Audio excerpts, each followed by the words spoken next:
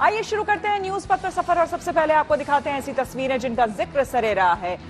ये तस्वीरें सुर्खियों में भी है और सोशल मीडिया पर भी है। इनसे आपका बाखबर होना बेहद जरूरी है क्योंकि चौराहे पर इन्हीं की चर्चा है। और चर्चा हैदराबाद में एक युवक के सड़क पर नोट उड़ाने की भी है। देखिए,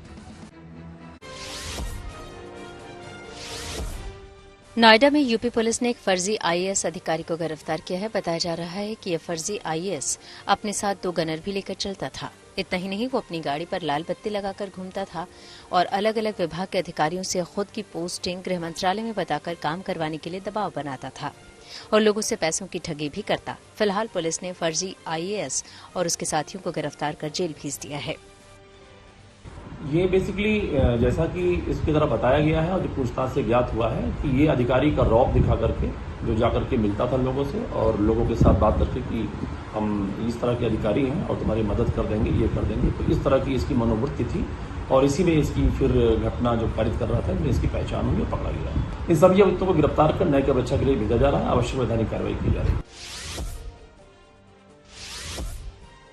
यूपी के मथुरा में भारी बारिश के बाद कई जगहों पर पानी भर गया। नया बस स्टैंड और भूतेश्वर तिराहा पर घुटने तक पानी आ गया, जिसके बाद कई लोग जेसीबी पर सवार होकर लबालब भरी सड़क पार करते नजर आए तो कुछ लोग घुटने भर पानी के बीच चलकर दूसरी ओर जाते दिखे। इसके साथ ही मथुरा पहुंचे कई छात्र भारी बारिश की वजह से पुलिस भर्ती परीक्षा में अपने सेंटर्स तक नहीं पहुंच पाए और उनकी परीक्षा छूट गई। कहाँ से आई हो? मैं नोएडा से। क्या कहोगी ये हालात देख के? सर काफी गंभीर हालत है, निकल नहीं पा रहे हैं पेपर देने के लिए। कहीं से भी रास्ता खुली नहीं है, सब जगह पानी भरा हुआ है।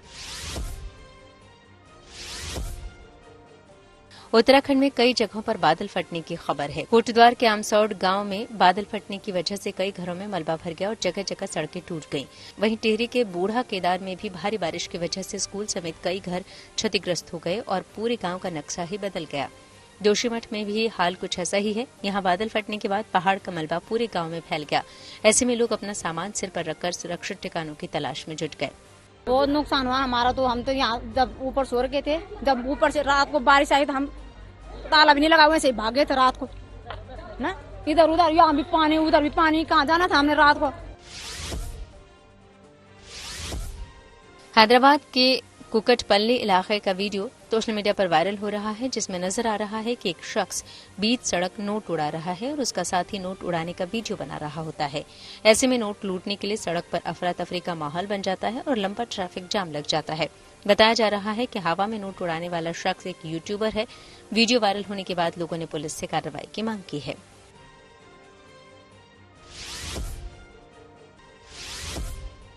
सोशल मीडिया पर बीच सड़क एक महिला का डांस करते वीडियो वायरल हो रहा है। वायरल वीडियो में दिख रहा है कि महिला अपनी गाड़ी को साइड में लगाकर सड़क के बीच में ही डांस कर रील्स बनाने लगती है, जबकि पीछे की ओर से तेज रफ्तार में गाड़ियां चल रही है। हालांकि वीडियो वायरल होने के बाद उत्तर प्रदेश ट्रैफिक पुलिस की ओर से कार्रवाई का आश्वासन दिया गया है। जिंदगी का सफर सुहाना हो, इसके लिए सावधान रहना जरूरी है। रोजमर्रा की आपाधापी में कुछ देर बैठकर सोचना समझना भी जरूरी है कि आपके आसपास क्या हो रहा है और जो कुछ हो रहा है उससे हमारी जिंदगी, हमारा परिवार कैसे प्रभावित हो सकता है। इसलिए हॉर्न बजाकर बाखबर करने वाली खबर जरूरी होती है। और आज की ये खबर साइबर ठगों के निशाने पर बड़ी हस्तियों से जुड़ी हुई। मध्य प्रदेश में इन दिनों साइबर ठगों का बोलबाला है।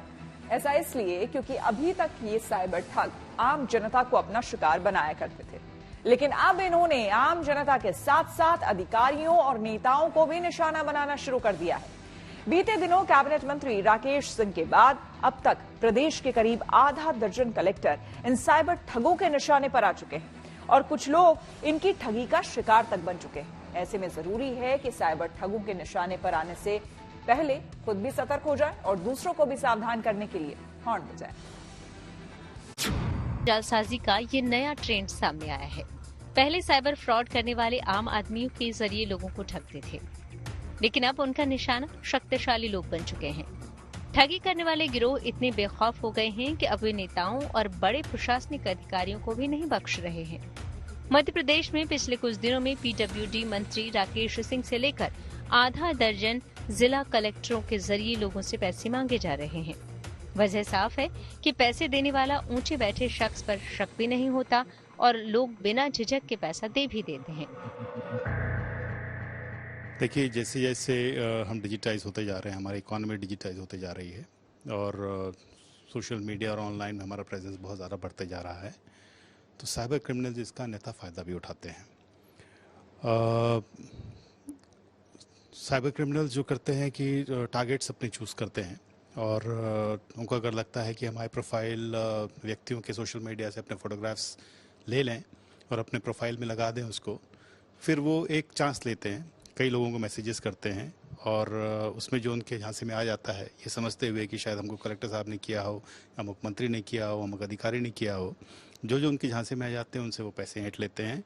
बेसिकली हम सभी के सोशल मीडिया में प्रेजेंस रहती है, साइबर क्रिमिनल्स इसका अन्यथा फ़ायदा उठाते हैं, उसी का एक ही तौर तरीका है।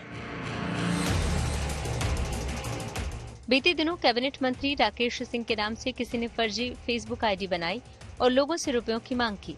मंत्री राकेश सिंह को जैसे ही ये जानकारी मिली कि कोई अनजान शख्स उनकी फोटो इस्तेमाल कर रुपयों की मांग कर रहा है, उन्होंने तुरंत इसकी शिकायत साइबर पुलिस को दी और साइबर पुलिस ने मामले की जांच शुरू कर दी। ऐसा ही वाकया जबलपुर के कलेक्टर दीपक सक्सेना के साथ भी हुआ। बताया जा रहा है कि 7 अगस्त को ठगों ने उनके रिश्तेदार से 25,000 रुपए की ठगी की। ठगों ने +998954229570 व्हाट्सएप पर कलेक्टर दीपक सक्सेना की डीपी लगाई और कई रिश्तेदारों को मैसेज किया।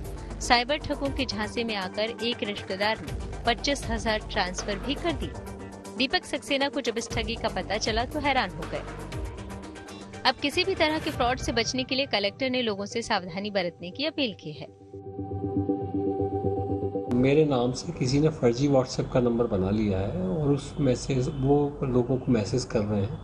मैसेज में वो कुछ नीड बता रहे हैं, कुछ फर्नीचर की बात कर रहे हैं, अलग अलग तरीके से लोगों से जो है वो पैसे ऐंठने की बात कर रहे हैं। इसकी रिपोर्ट मैंने साइबर पुलिस में कर दी है, एसपी साहब को बता भी दिया है, वो कार्रवाई भी कर रहे हैं। मेरे जितने परिचित लोग हैं, मैंने सबको एक पर्सनल मैसेज भी सबको किया है कि आप थोड़ा सावधान रहें। 7 अगस्त को ही धार कलेक्टर प्रियांक मिश्रा के नाम से व्हाट्सएप पर अकाउंट बनाने का मामला सामने आया, जिसमें साइबर ठग ने कलेक्टर की फोटो लगाकर कुछ मैसेज भी किए हैं। जब ठगी का ये मामला कलेक्टर प्रियांक मिश्रा तक पहुंचा तो फौरन जनसंपर्क के माध्यम से जिले में अलर्ट जारी करवाया। शहडोल कलेक्टर तरुण भटनागर के नाम से भी व्हाट्सएप में एक फर्जी आईडी बनाई गई। इससे कलेक्टर के नाम पर कुछ लोगों से पैसों की डिमांड भी की गई। इसके बाद कलेक्टर ने इस मामले में पुलिस में शिकायत दर्ज कराई। मुझे सूचना मिली थी कि ऐसा एक पर्टिकुलर नंबर से किसी ने किया है, जिस पर कार्रवाई के लिए जो है हमने पुलिस को लिखा भी है। और दूसरा ये है कि इस पर सोशल मीडिया के मार्फत मैंने लोगों से अनुरोध भी किया है कि ये एक फेक जो है वो आईडी बनी हुई है। और ये है कि इस तरीके की चीज़ें आजकल काफ़ी देखने में आ रही हैं, जिसमें कि लोगों को ज़रूर पुलिस की जो है साइबर जो है उसका सेक्शन, उसकी मदद लेनी चाहिए। और इसके साथ ही जो ऑनलाइन जो कंप्लेंट करने का सिस्टम होता है, उस पर भी लोगों को जाके कंप्लेंट अपनी दर्ज करानी चाहिए। 7 अगस्त को ही शिवपुरी कलेक्टर रविंद्र कुमार चौधरी के नाम से बने फेक व्हाट्सएप अकाउंट से भोपाल में पोस्टेड शिवपुरी एडीएम रहे विवेक रघुवंशी के पास मैसेज पहुंचा। हाय हेलो का मैसेज दूसरे व्हाट्सएप नंबर से मिला तो एडीएम रघुवंशी ने तुरंत ही कलेक्टर चौधरी से उनके पर्सनल नंबर पर फोन किया। जब इसकी जानकारी शिवपुरी कलेक्टर को लगी तो उन्होंने कहा कि उनके नाम से किसी ने फर्जी अकाउंट बनाया है। अगर किसी को ऐसा मैसेज आता है तो तुरंत रिपोर्ट करें और नंबर को ब्लॉक कर दें। साइबर ठगों ने ऐसी ही कोशिश हरदा कलेक्टर आदित्य सिंह के नाम लगी फोटो वाले व्हाट्सएप पर भी की। श्रीलंका के नंबर से उनका अकाउंट बनाकर लोगों से पैसे मांगने की कोशिश हुई, लेकिन कलेक्टर ने अपने व्हाट्सएप स्टेटस पर स्क्रीनशॉट डालकर लोगों को अलर्ट रहने की सलाह दी। उमरिया कलेक्टर धर्मेंद्र कुमार जैन ने भी सोशल मीडिया पर लोगों को स्क्रीनशॉट डालकर बताया कि उनके नाम से फर्जी व्हाट्सएप नंबर के जरिए पैसों की डिमांड की जा रही है। अगर किसी नंबर से आपके पास मैसेज आता है तो सतर्क रहें। वहीं अलीराजपुर कलेक्टर अभय अरविंद बेडेकर के नाम से भी ऐसे ही फर्जी व्हाट्सएप अकाउंट बनाकर ठगी की कोशिश की गई, लेकिन कुछ लोग ठगों के झांसे में आ गए, लेकिन पैसे देने से पहले ही उन्हें समझ आ गया और वो ठगी से बच गए। साइबर क्रिमिनल्स की नई चाल के चलते प्रदेश का साइबर विभाग भी सख्ती में आ गया, क्योंकि ठगी की ये कोशिश हाई प्रोफाइल पदों पर बैठे बड़े सरकारी अफसरों के नाम से हुई है। लिहाजा साइबर सेल ने मामले को गंभीरता से लेते हुए जांच शुरू कर दी है। देखिए, साइबर क्रिमिनल्स के लिए जो उनके एडवांटेज में जो बात होती है वो अज्ञात स्थान से काम करते हैं, अज्ञात आइडेंटिटी से अपना काम करते हैं और जगह जगह फैले होते हैं। अब धीरे धीरे वो अपने अपने कार्यों में काफ़ी सोशल इंजीनियरिंग का इस्तेमाल करते हैं। कठिन ज़रूर होता है, लेकिन पुलिस लगातार इनमें इन्वेस्टिगेशंस करती है और इनको पकड़ती भी है। थोड़ा समय लग सकता है, लेकिन ultimately law catches up with them.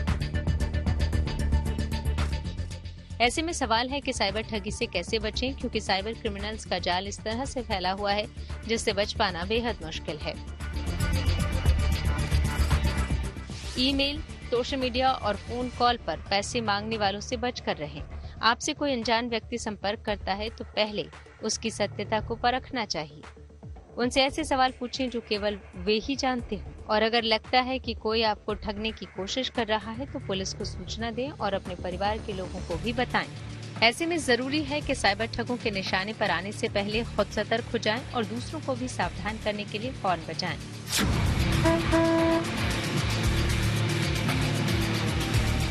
Bhopal से Ravish Pal Singh, good news today. Congress और नेशनल कॉन्फ्रेंस के गठबंधन पर बीजेपी का हमला। आइए सीधे आपको लिए चलते हैं न्यूज एक्सप्रेसवे पर, जहां देश भर की कुछ और जरूरी खबरें कर रही हैं आपका इंतजार। सुप्रीम कोर्ट ने दिल्ली के मुख्यमंत्री अरविंद केजरीवाल की जमानत याचिका पर सुनवाई टाल दी है। केजरीवाल ने याचिका में जमानत की मांग करते हुए सीबीआई की गिरफ्तारी को चुनौती दी है। हालांकि कोर्ट ने सीबीआई को जवाब दाखिल करने के लिए 2 दिन का समय दिया है और केजरीवाल की जमानत याचिका पर अब 5 सितंबर को अगली सुनवाई होगी। कोलकाता रेप और मर्डर केस में आरजीकर मेडिकल कॉलेज के पूर्व प्रिंसिपल संदीप घोष का पॉलीग्राफी टेस्ट कराया जाएगा। इसके साथ ही मुख्य आरोपी संजय राय समेत 6 लोगों की पॉलीग्राफ टेस्ट की भी अनुमति मिल चुकी है। सीबीआई अख्तर अली के आरोपों की भी जांच होगी। इसके साथ ही सीबीआई लगातार पूर्व प्रिंसिपल संदीप घोष से पूछताछ कर रही है। जम्मू कश्मीर में विधानसभा चुनाव को लेकर तैयारियां शुरू हो गई हैं। इस बीच जम्मू कश्मीर प्रशासन ने वोटिंग के दिन पेड हॉलिडे का ऐलान किया है, यानी कि जम्मू कश्मीर में वोटिंग वाले दिन लोगों को मतदान करने के लिए पेड छुट्टी दी जाएगी। बता दें कि यहां 18 सितंबर, 25 सितंबर और 1 अक्टूबर को 3 चरणों में मतदान होना है। झारखंड की राजधानी रांची में भारतीय जनता युवा मोर्चा के कार्यकर्ताओं ने राज्य सरकार के खिलाफ आक्रोश रैली निकाली। इस रैली में प्रदेश भर से कार्यकर्ता शामिल हुए। हालांकि पुलिस ने जगह जगह बैरिकेड्स लगाकर प्रदर्शनकारियों को रोकने की कोशिश की, जिससे पुलिस और प्रदर्शनकारियों में झड़प हो गई और पुलिस ने प्रदर्शनकारियों को खदेड़ने के लिए लाठीचार्ज और वाटर कैनन का इस्तेमाल किया। जम्मू कश्मीर में कांग्रेस और नेशनल कॉन्फ्रेंस के बीच गठबंधन पर गृहमंत्री अमित शाह ने तीखी प्रतिक्रिया दी है। उन्होंने कांग्रेस से 10 सवाल पूछे और कहा कि कांग्रेस ने सत्ता के लालच में जम्मू कश्मीर चुनाव के लिए नेशनल कॉन्फ्रेंस से गठबंधन किया। इतना ही नहीं, गृहमंत्री अमित शाह ने कांग्रेस पर देश की एकता और सुरक्षा से खिलवाड़ करने का आरोप लगाया। खबरों के एक्सप्रेसवे से आगे रुक करते हैं सियासी ढाबे का, जहां आज की सबसे दिलचस्प खबर मौजूद है। प्रधानमंत्री मोदी देश के पहले ऐसे प्रधानमंत्री हैं जो कि यूक्रेन की यात्रा पर पहुंचे। रूस और यूक्रेन के बीच चल रहे युद्ध के दौरान पूरी दुनिया की निगाहें प्रधानमंत्री मोदी पर टिकी हुई, क्योंकि इससे पहले प्रधानमंत्री मोदी जुलाई के महीने में ही रूस गए थे। प्रधानमंत्री मोदी के रूस दौरे की यूक्रेन ने आलोचना भी की थी, लेकिन आज जब प्रधानमंत्री मोदी कीव पहुंचे तो उन्होंने राष्ट्रपति जेलेंस्की को गले लगाया और उनके कंधे पर हाथ रखकर आशा दिलाने की कोशिश की। प्रधानमंत्री मोदी के इस दौरे से यूक्रेन में शांति बहाली की उम्मीदें जगी, लेकिन देश में कांग्रेस और विपक्षी दलों ने प्रधानमंत्री मोदी के इस दौरे पर तंज कसा है। कांग्रेस ने पूछा कि मणिपुर में शांति बहाली के प्रधानमंत्री मोदी का क्या फॉर्मूला है।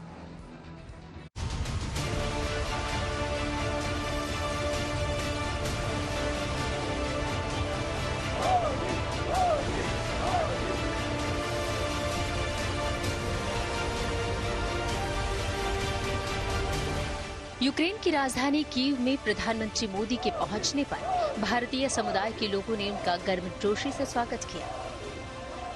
रेलवे स्टेशन से लेकर होटल तक प्रधानमंत्री मोदी के स्वागत में लोगों का हुजूम उमड़ आया। होटल के अंदर और बाहर प्रधानमंत्री मोदी के स्वागत में पहुंचे लोगों का जोश और उत्साह देखते ही बना। किसी ने पीएम से हाथ मिलाया, किसी ने हाथ जोड़कर वेलकम किया और किसी ने प्रधानमंत्री के साथ सेल्फी ली। उन्होंने सेकंड किया और मैंने सिर्फ इतने लोग थे तो इतना तो टाइम नहीं दिया, बट मैंने पूछा केम छो साहब, तो उन्होंने बोला मजा में पहला। सो बहुत अच्छा लगा, बहुत प्यार से सबको मिले। 10 घंटे के इतने जर्नी के बाद भी वो इतने फ्रेश थे, इतने एनर्जी थे, तो बहुत अच्छा लगा। प्रधानमंत्री मोदी ने इस बीच राष्ट्रपति ज़ेलेंस्की से मुलाकात की। ओएसिस ऑफ पीस पार्क में महात्मा गांधी की प्रतिमा पर पुष्पांजलि देते हुए प्रधानमंत्री मोदी ने सत्य अहिंसा के मंत्र को रेखांकित किया, तो यूक्रेन के नेशनल म्यूजियम में राष्ट्रपति ज़ेलेंस्की के कंधे पर हाथ रखकर युद्ध से शांति की ओर बढ़ने के प्रयासों को पहचान दी। दरअसल यहाँ दोनों नेताओं ने रूस और यूक्रेन युद्ध में मारे गए बच्चों को श्रद्धांजलि दी। युद्ध में मारे गए बच्चों की मार्मिक यादों को देखकर प्रधानमंत्री मोदी का मन व्यथित हो गया। उन्होंने उन बच्चों की याद में एक खिलौना भी वहां रखा। प्रधानमंत्री मोदी ने सोशल मीडिया पर लिखा कि संघर्ष खासकर छोटे बच्चों के लिए विनाशकारी होता है। मेरी संवेदना उन बच्चों के परिवारों के साथ है जिन्होंने अपनी जान गंवाई है। मैं प्रार्थना करता हूं कि उन्हें अपना दुख सहने की शक्ति मिले। वहीं बच्चे जो पिछले 2.5 साल से युद्ध की विभीषिका झेल रहे हैं, भारत से गए एक दोस्त यानी प्रधानमंत्री मोदी की एक झलक पाने के लिए सुबह से इंतजार कर रहे थे।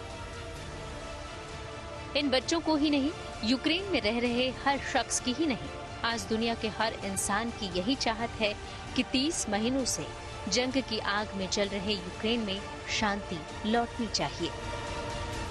आप प्रधानमंत्री नरेंद्र मोदी से मिलेंगे, आप क्या बोलेंगे उनसे? क्या अपना नाम बताएंगे? मेरा नाम सेवा है। सेवा। और आप कब से हिंदी सीख रहे हैं सेवा? दोहराइए। आप कब से हिंदी बोल रहे हैं? 5 साल से। आप 5 साल से हिंदी बोल रहे हैं। और हिंदी क्यों बोलना शुरू किया आपने, कैसे? तो अच्छा, ये मैं कुछ और बच्चों से भी पूछता हूँ, आपका क्या नाम है? मेरा नाम निकस है। निकस। और निकस, आप कब से हिंदी सीख रहे हैं? 6 साल। आपको 6 साल हो गए, आप भी हिंदी बोलती हैं, आप भी यहाँ आइए। आपका क्या नाम है? मेरा नाम सोफिया है। सोफिया। सोफिया, आप कब से हिंदी बोल रही हैं? मैं हिंदी 9 साल सीखती। प्रधानमंत्री मोदी ने यूक्रेन दौरे से पहले ही इस बात पर जोर दिया था कि संघर्ष का समाधान डायलॉग और डिप्लोमेसी के रास्ते निकाला जाना चाहिए। यही वजह है कि जब मोदी और ज़ेलेंस्की के बीच द्विपक्षीय वार्ता हुई तो उसमें 2.5 साल से जारी युद्ध के खात्मे को लेकर चर्चा हुई। प्रधानमंत्री मोदी ने दो टूक कहा कि शांति बहाली की दिशा में भारत अहम भूमिका निभाने को तैयार है। हम बहुत ही कन्विक्शन के साथ युद्ध से दूर रहे हैं, लेकिन इसका मतलब ये नहीं है कि हम तटस्थ थे। हम न्यूट्रल नहीं थे। हम पहले दिन से ही पक्षकार रहे हैं और हमारा पक्ष है शांति का। मैं पिछले दिनों रशिया की मुलाकात के लिए गया था।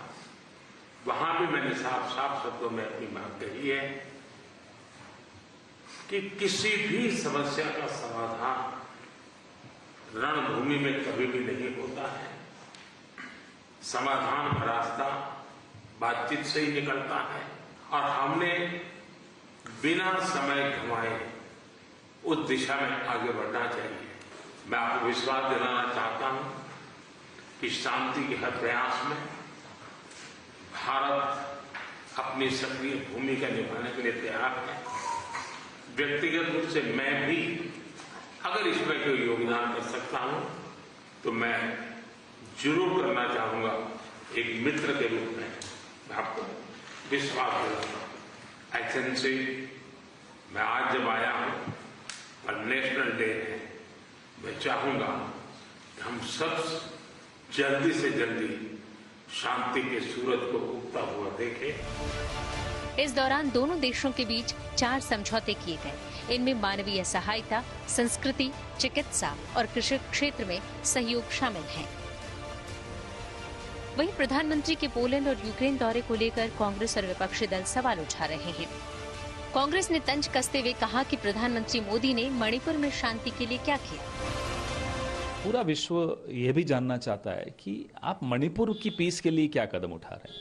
अब तो टेप्स आए हैं सामने, ऑडियो टेप्स आए हैं जहां मुख्यमंत्री सीधे सीधे शामिल हैं इस तरह के षड्यंत्र में जहां शांति भंग हो वहां की राज्य की।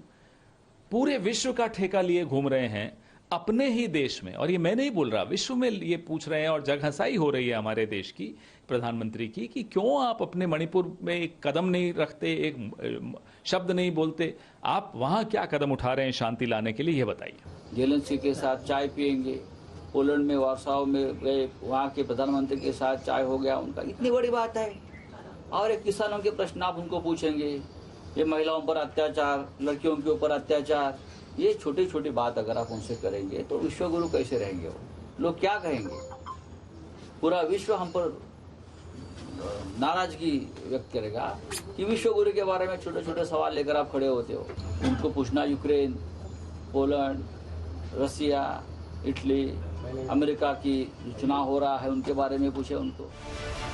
बहरहाल शांति बहाली को लेकर भारत की ये पहल अगर रंग लाए और रूस यूक्रेन बातचीत के टेबल पर आए तो प्रधानमंत्री मोदी का 7 घंटे का ये यूक्रेन दौरा सीज फायर की दिशा में मील का पत्थर साबित होगा। कीव से Gaurav Sawant, good news today. News पथ पर आगे है धन बाजार, जहां शेयर बाजार से लेकर कारोबार तक की सभी अहम खबरें होती हैं, जिसका सीधा रिश्ता आपकी आमदनी आपकी जेब से होता है। तो तेज रफ्तार खबरों के बीच ये जरूरी खबरें छूट ना जाए, इसलिए सीधे आपको लिए चलते हैं धन बाजार।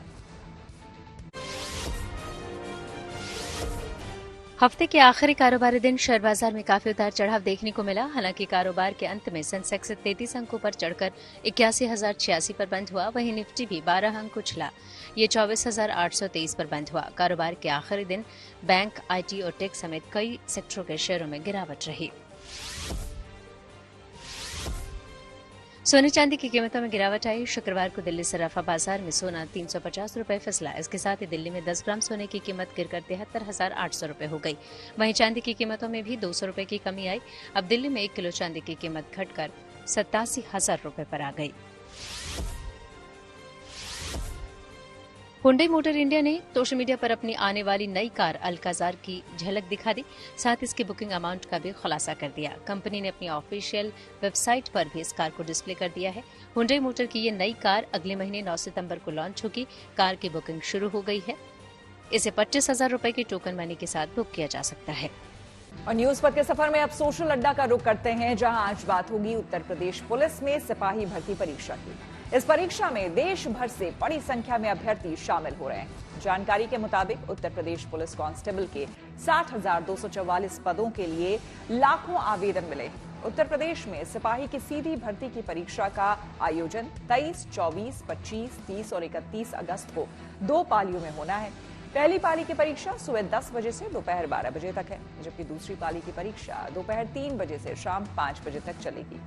अनुमान है कि रोजाना इस परीक्षा में लगभग 9,50,000 अभ्यर्थी हिस्सा लेंगे। उत्तर प्रदेश पुलिस भर्ती एवं प्रोन्नत बोर्ड की ओर से इस परीक्षा का आयोजन राज्य के 67 जिलों में 1,174 केंद्रों पर करवाया जा रहा है। इस बड़ी परीक्षा के लिए देश के 26 राज्यों और 8 केंद्र शासित प्रदेशों से आवेदन आए। बताया जा रहा है कि उत्तर प्रदेश पुलिस भर्ती परीक्षा के लिए दूसरे राज्यों से 6 लाख से ज्यादा आवेदन मिले। इस परीक्षा में सबसे ज्यादा बिहार के युवाओं ने आवेदन किया है, जबकि दूसरे और तीसरे नंबर पर मध्य प्रदेश और राजस्थान है।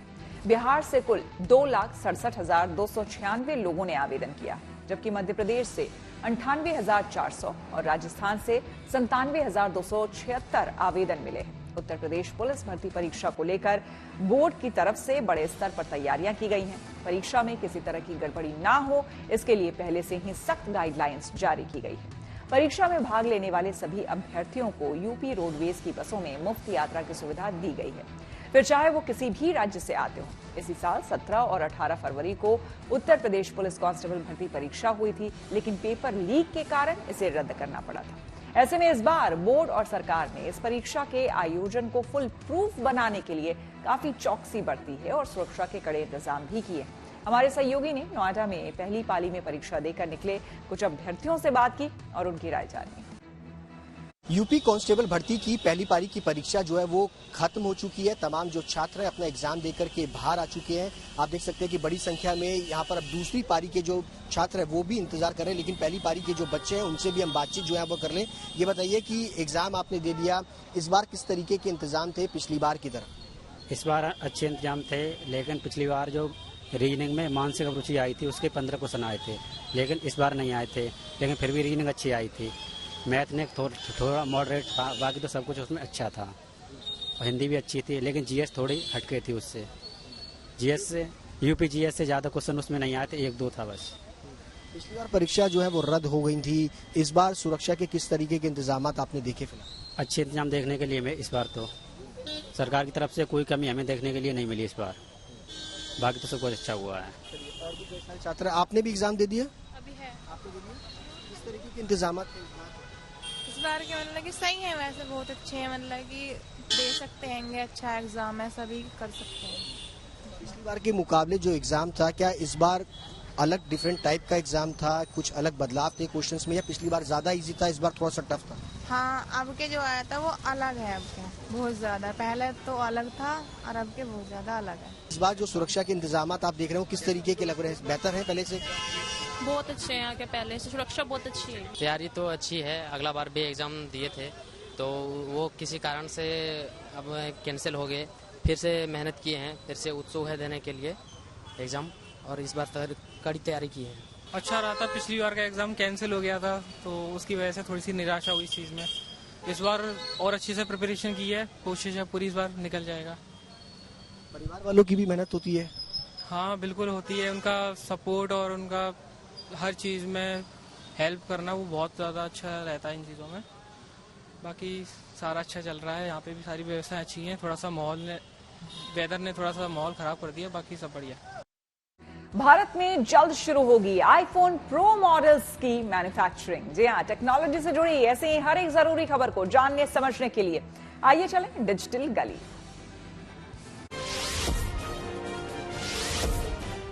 एप्पल जल्द ही ग्लोबल मार्केट में अपनी नई आईफोन 16 सीरीज लॉन्च करने जा रही है, जिसमें कंपनी की ओर से 4 मॉडल आईफोन 16, 16 प्लस, 16 प्रो और प्रो मैक्स लॉन्च किया जाना है।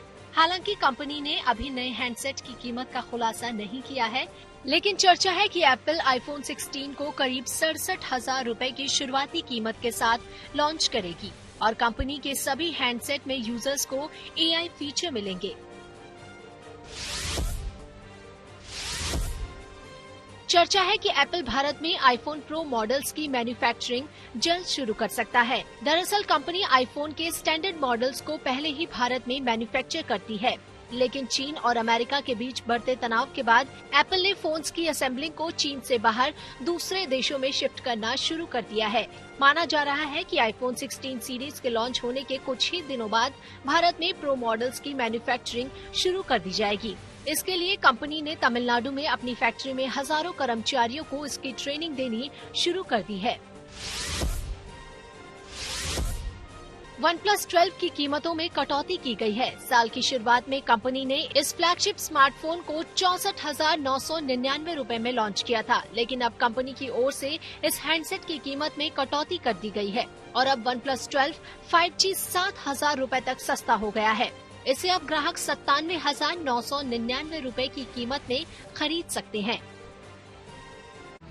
आइए अब रुक करते हैं प्रगति मार्ग का, जहां ऐसी खबरें हैं जो कि देश की तरक्की, प्रगति और लोगों की काबिलियत दिखाती है। देश ने पहला नेशनल स्पेस डे मनाया। दिल्ली के भारत मंडपम में इसका आयोजन किया गया, जहां राष्ट्रपति द्रौपदी मुर्मू ने इसरो के वैज्ञानिकों को इस खास दिन के लिए बधाई और शुभकामनाएं दी।